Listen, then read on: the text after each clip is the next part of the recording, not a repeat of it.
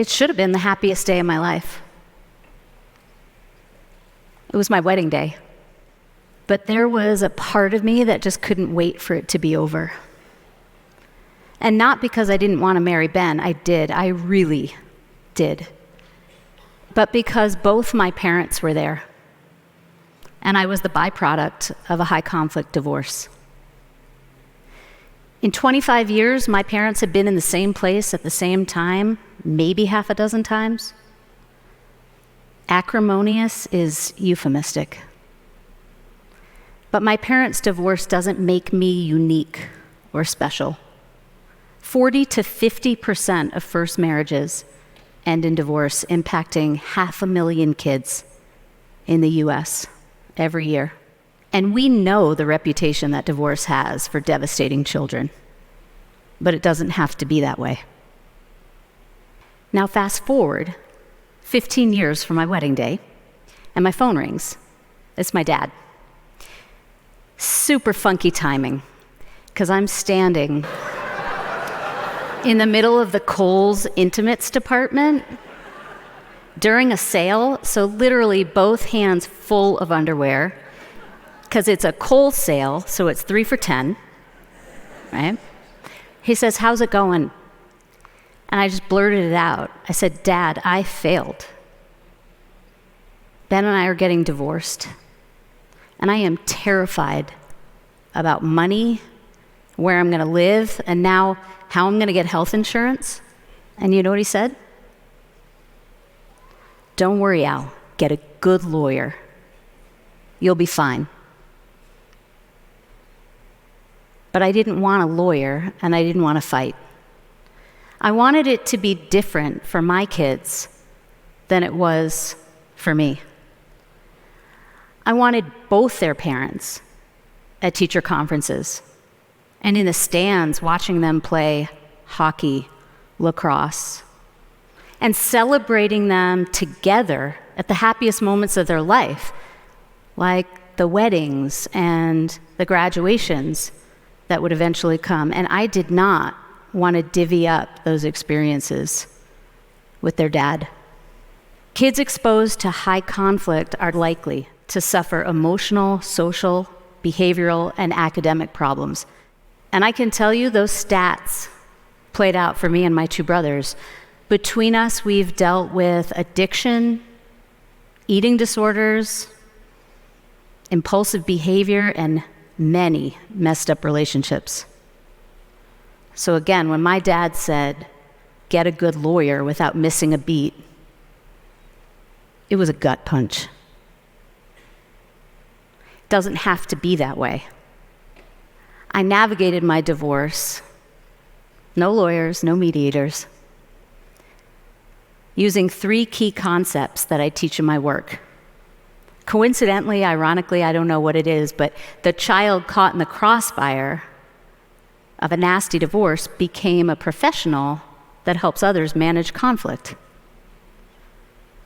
So in my work, I teach a specific framework of conversation grounded in listening that helps leaders and teams leverage healthy conflict, improve collaboration, and improve high-stakes decision-making. And if you break it down, if you really think about it, that's what divorce is. It's hundreds of collaborative decisions. So we have 2 choices. We can leave those decisions to a judge, or we can commit to finding a path forward together. So I use these 3 concepts, key concepts that I teach in my work.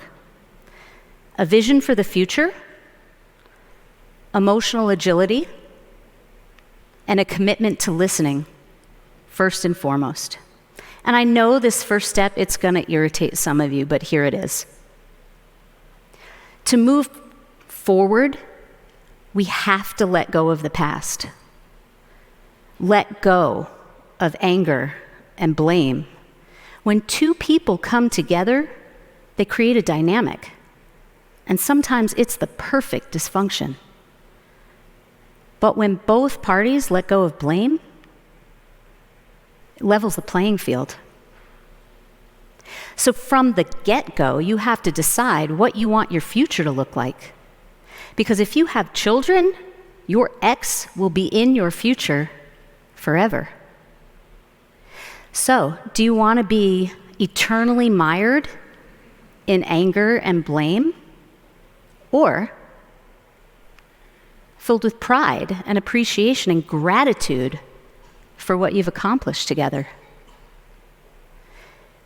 When I took a deep, fearless personal inventory, I had to own my part in our dysfunction, which gave me an appreciation for the other side and allowed me to be emotionally agile in really hard conversations that came. Emotional agility, it's critical. Without it, there is no collaboration, because in that moment, when we get triggered and our amygdala hijacks the prefrontal cortex, we get so fired up, we can't listen, we can't reason, and then we behave and we respond in ways that we wish we hadn't. So instead of lashing out with something intentionally hurtful, we have to pause, say nothing for a moment, maybe many moments, recover, shift to inquiry, and commit to listening. That's emotional agility. Here's what I mean. Ben and I triggered each other constantly throughout our process. But instead of firing back, I paused and I asked myself, what am I missing? And just that idea that there was something I needed to learn was enough to shift me so that I could then ask him, what's really important to you in this? Now, don't get me wrong. I'm not saying this is easy. This was the most difficult thing I've ever done in my life. But I didn't do it alone. We both chose to prioritize our kids over and above our anger towards each other. We chose kindness. We chose grace. It certainly didn't come by default.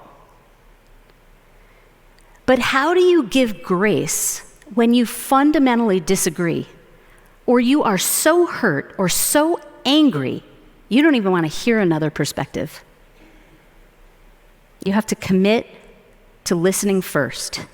Have a dialogue. Listen to learn. We live in a world that values speaking over listening. We are taught to speak, to sell, to make our case. We are not taught to listen. We prepare for difficult conversations by mapping out exactly what we're going to say, but it's listening that inspires us to ask really good, thoughtful, open-ended questions. And then when we listen, we often learn something in those answers that shift our perspective and open us up to possibilities that didn't exist before. But we can't get there unless we let go of being right and let go of pushing for exactly what we want, or in the case of divorce, what we believe we deserve. And I just said deserve with a capital D because we can get so stuck in this me belief system that we prevent the possibility of a we solution. Bottom line, divorce is not a failure, and there is no shame in ending a marriage. It changes the family dynamic, but it doesn't have to destroy it. So if you have had a brutal divorce, or you're currently in the midst of one, it's not too late to turn it around. And I implore you to try for the sake of your children. I can honestly say that I have a really solid friend in my former husband now. In fact, he's sitting here with my daughter and my current husband.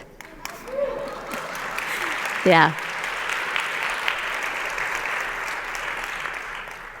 Ben and I talk often, mostly about our kids, our favorite topic. We share our concerns, our delights. His perspective is invaluable to me because there is no one on this earth that loves my kids as much as I do, except for him. And I would not be standing on this stage without him as my partner in marriage and in divorce. So this is a special shout out, thank you to him. I am so proud and so grateful for what we've done. So thank you, Ben, and thank you all.